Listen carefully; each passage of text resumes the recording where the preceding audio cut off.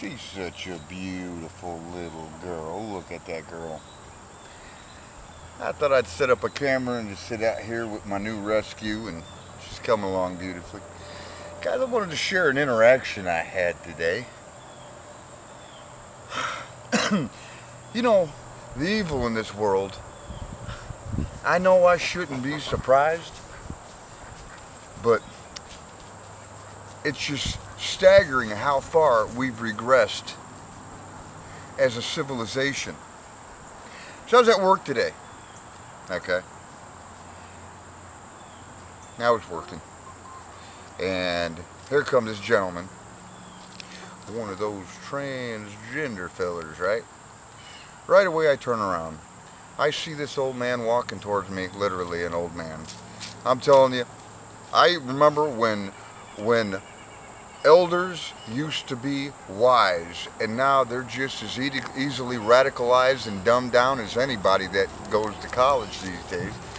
So, can I help you? Why you gonna bite me, boy? Come here, little boy. He's my little buddy, my pocket rooster. He said you're good, boy. You gotta have 15 minutes of attention. I'm trying to shoot a video for YouTube, so say hello. Anyway, so I turn around, and here comes this old man walking towards me with breast implants. I looked at him and I said, oh. So I just went on about my business. There was other people in the area. I'm like, go ahead and, talk to them. But anyway, it makes me wonder, okay, why? I mean, because it's all about attention and getting looked at and validation and starting trouble. Because like the blacks, they've been weaponized to just detonate. And these days, after Charlie and whatnot, he started random weird questions, asking like weird questions about my job. Said he's having a hard time finding work. Well, he moved here from Ohio. He's 70 years old, he told me. He's a military veteran. He's sitting there as he's talking to me, asking me, just changing the subject. I mean, this guy was on medication or drugs or something. I don't know. Anyway, he started getting on to Trump being a dictator and how he fought for a free country when he was in the military. And I said, look, bud, you live in a free country, but you don't have freedom without boundaries, and you don't have a country without borders. I said, Trump, I'm not happy with him right now anyway, right? But would you knock it off?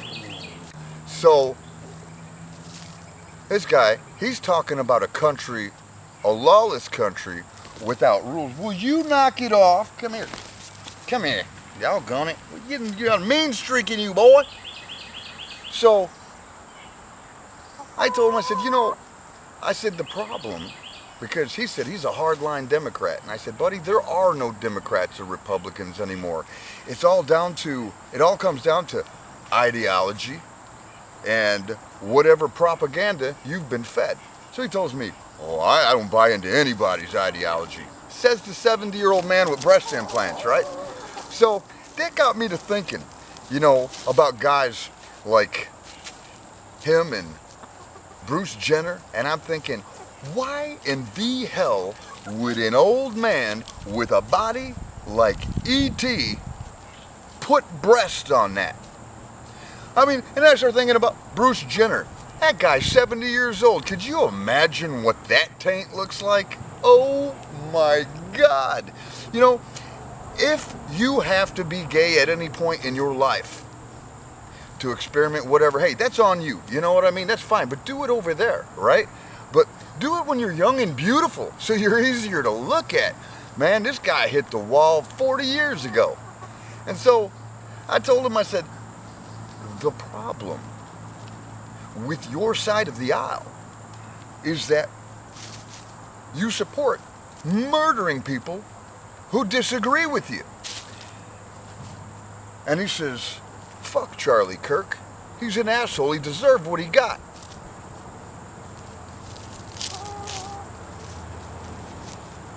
I'm not a Charlie, I wasn't a huge Charlie Kirk guy, all right? I didn't have any issues with him. I thought he was too moderate, all right? So I just didn't really, I mean, now that he's back in the, you know, people are really talking about him a lot. I see a lot of his clips now, and I really feel like I missed out on a lot, you know, and it chokes me up to hear somebody say something so hateful, and then they accuse you of being hateful. But you don't deserve to live on this planet if you disagree with them. You cannot live side by side with a population who you can't talk to. There's no coming to the middle. There's no meeting in the middle. There's no coming to the table and getting along and healing. These people have been radicalized to believe that violence is okay. Boy, I'm going to put you in the fryer if you do that again.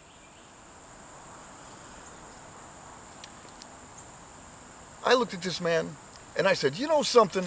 Because he started going on, he started sounding like an Antifa person right before they opened fire on a crowd, right? And he started talking about, you know, he deserved what he got and people like that and getting shot. And I'm thinking, boy, this guy sounds like he's talking about coming in with a long gun, right? So I go to talk to security, and of course my company didn't have security because they're cutting back, right? And I'm looking around and I said, you just got a guy in here, all right, saying some pretty hateful things. And he's talking about supporting shooting people who he disagrees with. And I'm thinking, okay, if there's anybody that we need to watch out for in this country, it's going to be people like that, right? So there was nobody to report it to. I went to my boss and I said, look, man, here's what happened. Here's what went down. If something happens, I tried to report it, but there's nobody here to talk to. And anytime I go up front to go, okay, well, what about the guys that, other security guards, I can't give too much away here, but they're like, well, they'll come in and look at him. Okay, well, why don't you call the police? I mean, I think that would have warranted a police visit. You know, this guy's not even from around here. He comes in talking about he can't find a job, he hates Trump, he hates God. He said he had a problem with the churches down here, and I said, brother, I agree with you on that. There's no one more full of shit down here in Kentucky than anybody that comes up to you talking about Jesus. You guys ought to be ashamed of yourself about that. I was really disappointed. That was the one thing I wanted to do when I relocated to the Bible Belt, was to find a good church, and then I just don't believe there are any anymore. You know, I've met Sunday school teachers down here, all tattooed neck and face and black fingernail polish. One of them blew one of my co-workers in the parking lot, you know? And when they're talking about Jesus, and you ask them, what do you think? How many genders are there? Sunday school teacher, oh, they'll give you daggers. You're a homophobe. You shouldn't judge. I'm like, look it, I'm not judging.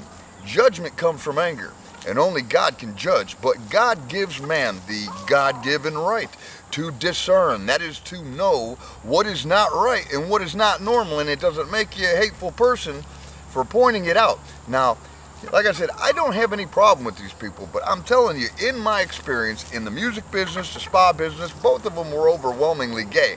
I can guarantee you that 99% of you watching this video probably had a good experience, and you don't really realize what kind of demon we're talking about here. But I can tell you right now, those of you, especially gay men specifically, if they set their phone down, the ones that you think, oh, he's all right, I'd let him around my kids, let them sit their phone down. And before the screen locks, yank it up, go through their gallery. I bet you find all kinds of interesting pictures in their gallery. I know what I'm talking about. But this guy is unbelievable.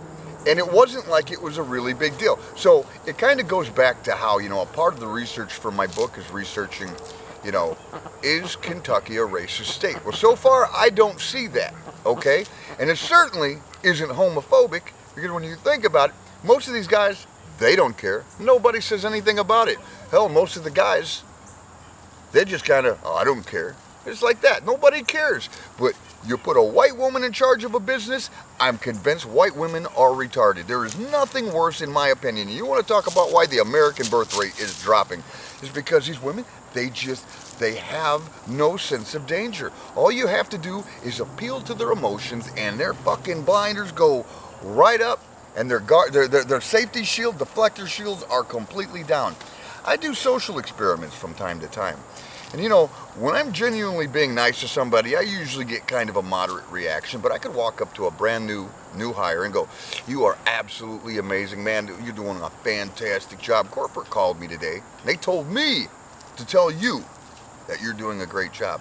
Now I got a friend. I didn't mean it. Total line of shit. And I could probably have my way with this lady if I wanted. But I wouldn't do that because that's evil. And any man that does it has a hatred of women. But I do this because I understand the female mind. And this is why we prop them up.